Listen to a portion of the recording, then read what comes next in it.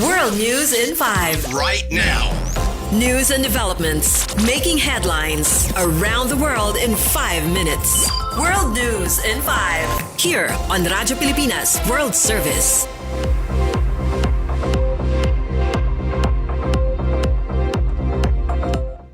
Good day to all of our listeners here on Radyo Pilipinas World Service. This is World News in 5 and I'm your host, Steph Vicente. Sanae Takaichi was voted in by Parliament as Japan's first female Prime Minister on Tuesday.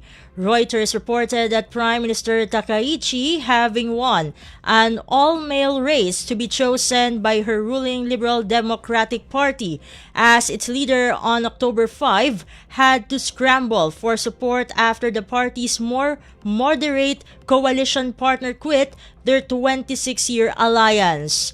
It is noted that attention now turns to her big spending plans that may jolt investor confidence in one of the world's most indebted economies and her nationalistic positions that could stoke friction with China. Prime Minister Takaichi, who is now 64 years old, and narrowly lost in a runoff to lead the LDP last year, must also prepare to host United States President Donald Trump, who is due to visit Japan next week. A former Economic Security and Interior Minister, Takaichi has repeatedly referred to former British Prime Minister Margaret Thatcher as a source of inspiration, citing her strong character and convictions coupled with her womanly warmth. In other news stories, the White House stated that there are no plans for United States President Donald Trump to meet his Russian counterpart Vladimir Putin in the immediate future. According to BBC, the US President said last Thursday that he and his Russian counterpart would hold talks in Budapest within 2 weeks to discuss the war in Ukraine.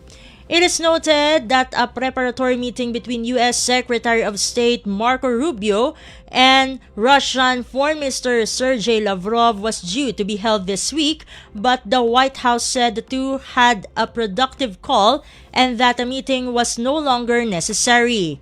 The White House did not share any more details on why the talks had to be put on hold.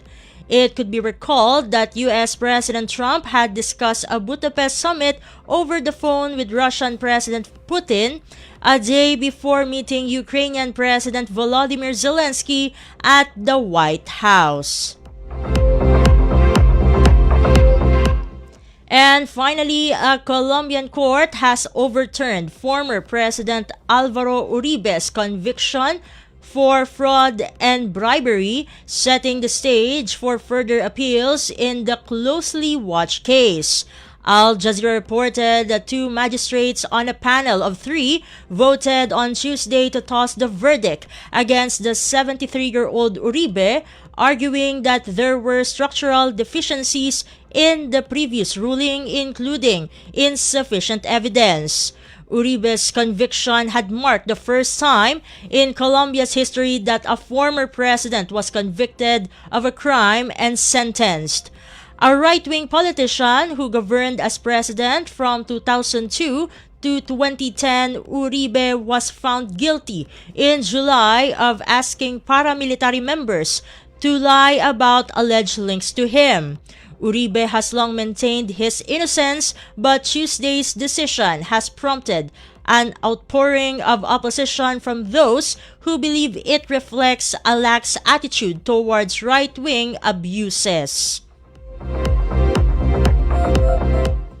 And that concludes today's edition of World News in 5. For Radyo Pilipinas World Service, this has been Steph Vicente. Good day and stay safe, everyone. World News in 5. Right now. News and developments making headlines around the world in 5 minutes. World News in 5. Here on Radyo Pilipinas World Service.